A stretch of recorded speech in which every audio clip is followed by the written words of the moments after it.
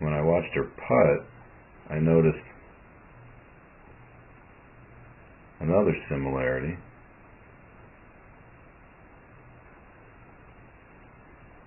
Between her and some other guy. So let's do a side by side here. How about this?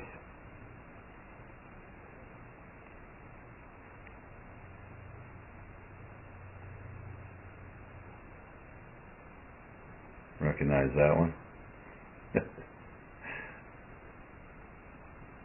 Check this out.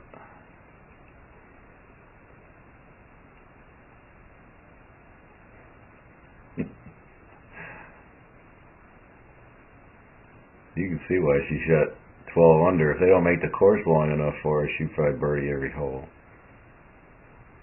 So there's Jack. There's Kara. Boom!